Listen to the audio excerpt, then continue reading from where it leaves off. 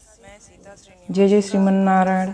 मैं सीता श्रीनिवास आज आप सबको बताने वाली हूँ कामिका एकादशी क्या है, इसका क्या महात्म्य है, इसका क्या महत्व है और पूजा विधि क्या है और इसकी कथा। इस एकादशी में किसकी पूजा होती है और इस एकादशी को करने से क्या फल मिलता है, सारा मैं आपको बताने वाली हूँ, तो ध्यान से सुनिएगा। सभी प्रकार की एकादशियों में कामिका एकादशी का काफ़ी महत्व माना जाता है। इस एकादशी को भावपूर्ण व्रत और पूजा विधि के द्वारा करने पर मनुष्य के सारे पाप नष्ट हो जाते हैं। कामिका एकादशी सावन के कृष्ण पक्ष की एकादशी को पड़ती है। इस महीने कामिका एकादशी का बहुत महत्व है। कामिका एकादशी महात्म्य और कथा। कुंती पुत्र धर्मराज युधिष्ठिर कहने लगे, हे भगवान, आषाढ़ शुक्ल देवशयनी एकादशी तथा चतुर्मास का महात्म्य मैंने भली प्रकार सुना है। अब कृपा करके श्रावण कृष्ण एकादशी का क्या नाम है सो बताइए। युधिष्ठिर जी बोलते हैं श्री कृष्ण भगवान से। तो अब श्री कृष्ण भगवान कहने लगे, हे युधिष्ठिर, इस एकादशी की कथा एक समय में स्वयं ब्रह्मा जी ने देवर्षि नारद से कही थी, वही मैं तुमसे सुनाता हूँ। नारद जी ने ब्रह्मा जी से पूछा था कि हे पितामह, श्रावण मास के कृष्ण पक्ष की एकादशी की कथा सुनने की मेरी इच्छा है। उसका क्या नाम है, क्या विधि है और उसका क्या महात्म्य है, सो कृपा करके कहिए। नारद जी के ये वचन सुनकर ब्रह्मा जी ने कहा, हे नारद, लोगों के हित के लिए तुमने बहुत सुंदर प्रश्न किया है। सावन मास की कृष्ण एकादशी का नाम कामिका है। उसके सुनने मात्र से वाजपेय यज्ञ का फल मिलता है। इस दिन शंख चक्र गदाधारी विष्णु भगवान की पूजा होती है, जिनके नाम श्रीधर, हरि, विष्णु, माधव, मधुसूदन है। उनकी पूजा करने से जो फल मिलता है सो सुनो। विष्णु भगवान की पूजा करने से क्या फल मिलता है वो मैं आपको बताती हूँ। जो फल गंगा, काशी, नैमिषारण्य और पुष्कर स्नान से मिलता है वह विष्णु भगवान के पूजन से मिलता है। जो फल सूर्य और चंद्र ग्रहण पर, कुरुक्षेत्र और काशी में स्नान करने से, समुद्र वन सहित पृथ्वी दान करने से, सिंह राशि के बृहस्पति में, गोदावरी और गंडकी नदी में स्नान करने से भी प्राप्त होती है, वह भगवान विष्णु की पूजन करने से मिलता है। जो मनुष्य श्रावण मास में भगवान का पूजन करते हैं उनसे देवता, गंधर्व और सूर्य आदि सब पूजित हो जाते हैं। अतः पापों से डरने वाले मनुष्यों को कामिका एकादशी का व्रत और विष्णु भगवान का पूजन अवश्य करना चाहिए। पाप रूपी कीचड़ में फंसे हुए और संसार रूपी समुद्र में डूबे मनुष्यों के लिए इस एकादशी का व्रत और भगवान विष्णु का पूजन अत्यंत आवश्यक है। इससे बढ़कर पापों के नाशों का कोई उपाय नहीं है। विष्णु भगवान के पूजन से बढ़कर पापों का नाश का कोई उपाय नहीं है। हे नारद, स्वयं भगवान ने यही कहा है कि कामिका एकादशी व्रत से जीव कुयोनि को प्राप्त होता है। जो मनुष्य इस एकादशी के दिन भक्तिपूर्वक तुलसी दल भगवान विष्णु को अर्पण करते हैं वे इस संसार के समस्त पापों से दूर रहते हैं। विष्णु भगवान रत्न, मोती, मणि तथा आभूषण आदि से इतने प्रसन्न नहीं होते जितने तुलसी दल से होते हैं। तुलसी दल पूजन का फल चार भार चांदी और 1 भार स्वर्ण के दान के बराबर होता है। हे नारद, मैं स्वयं भगवान की प्रति अति प्रिय तुलसी को सदैव नमस्कार करता हूँ। तुलसी के पौधे को सींचने से मनुष्य की सब यातनाएं नष्ट हो जाती हैं। दर्शन मात्र से सब पाप नष्ट हो जाते हैं और स्पर्श से मनुष्य पवित्र हो जाता है।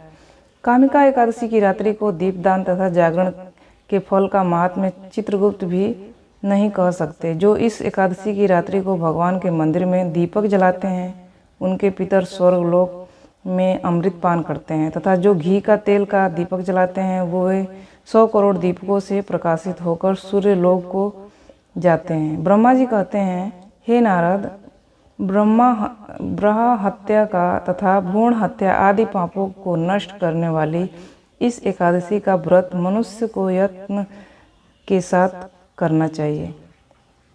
कामिका एकादशी के व्रत का महात्म्य श्रद्धा से सुनने और पढ़ने वाला मनुष्य सभी पापों से मुक्त होकर विष्णु लोक को जाता है। प्रचलित कथा क्या है ये मैं आपको बताने जा रही हूँ। युधिष्ठिर के आग्रह पर श्री कृष्ण ने कहा, राजन सुनो, मैं तुम्हें कथा सुनाता हूँ। एक नगर में एक ठेठ ठाकुर और एक ब्राह्मण रहते थे। दोनों की एक दूसरे से बनती नहीं थी। आपसी झगड़े के कारण ठाकुर ने ब्राह्मण को मार डाला। इस पर नाराज ब्राह्मणों ने ठाकुर के घर खाना खाने से मना कर दिया। ठाकुर अकेला पड़ गया। और वह खुद को दोषी मानने लगा। ठाकुर को अपनी गलती महसूस हुई और उसने एक मुनि से अपने पापों का निवारण करने का तरीका पूछा। इस पर मुनि ने उन्हें कामिका एकादशी व्रत का उपवास करने के लिए कहा। ठाकुर ने ऐसा ही किया। ठाकुर ने व्रत करना शुरू कर दिया। एक दिन कामिका एकादशी के दिन जब ठाकुर भगवान की मूर्ति के निकट सोते हुए एक सपना देखा। भगवान ने उसे बताया, ठाकुर सभी ब्राह्मणों को हटा दिया गया है। भगवान ने उसे बताया, ठाकुर सभी ब्राह्मणों को हटा दिया गया है और अब आप ब्राह्मण हठिया के पाप से मुक्त हैं। इसलिए इस एकादशी को आध्यात्मिक साधनों के लिए बहुत महत्व माना जाता है, क्योंकि यह चेतना से सभी नकारात्मकता को नष्ट करता है और मन और हृदय को दिव्य प्रकाश से भर देता है। अन्य प्रचलित कथा, एक और कथा मैं इसमें आपको बताने जा रही हूँ।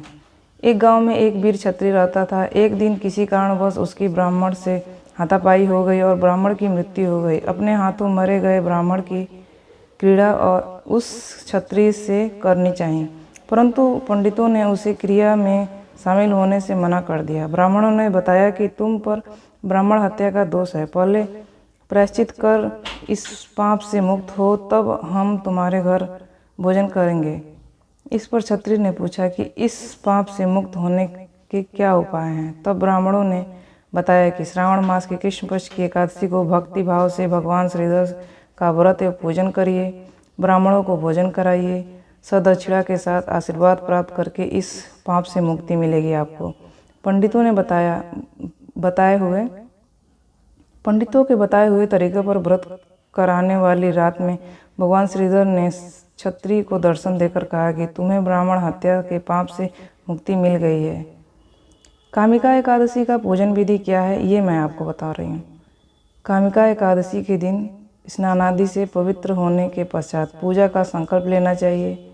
उसके बाद श्री विष्णु विग्रह का पूजन करना चाहिए। भगवान विष्णु को फूल, फल, तिल, दूध, पंचामृत आदि पदार्थ निवेदित करके आठों प्रहर निर्जल रहकर विष्णु जी के नाम का स्मरण करना चाहिए और कीर्तन करना चाहिए।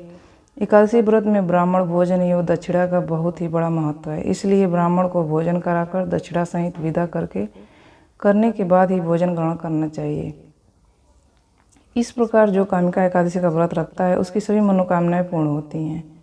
पूजा के लिए आवश्यक सामग्री क्या है, ये मैं आपको बताने जा रही हूँ, ध्यान से सुनिएगा। श्री विष्णु जी की मूर्ति, वस्त्र, पुष्पमाला, नारियल, सुपारी, अन्य ऋतुफल, धूप, दीप, घी, पंचामृत, जौ, शक्कर या मिश्रण, जौ, अक्षत, तुलसी दल, चंदन, मिष्टान आदि। पारण विधि क्या है? द्वादशी के दिन घर पर ब्राह्मण को बुलाएं और उन्हें खाना खिलाएं और सामर्थ्य अनुसार उन्हें दान दक्षिणा दे उसके बाद स्वयं पारण करें। ध्यान रहे कि पारण के समय के दौरान ही पारण किया जाना चाहिए। अगर ब्राह्मण को घर बुलाकर भोजन कराने का सामर्थ्य नहीं है तो आप एक व्यक्ति के भोजन के बराबर अनाज किसी गरीब को या मंदिर में दान दे सकते हैं, यह भी आपको उतना ही फल प्रदान करेगा। तो अब मैं अपना वीडियो यहीं समाप्त करती हूँ। आपको मेरी जानकारी कैसी लगी कमेंट करके बताइएगा। अगर आपको इस तरह की जानकारी चाहिए तो आप मेरे चैनल को सब्सक्राइब कर दीजिएगा। आपका दिन शुभ हो, मंगलमय हो, भगवान का कृपा आप पे बना रहे, आपकी सभी मनोकामनाएं पूर्ण हो।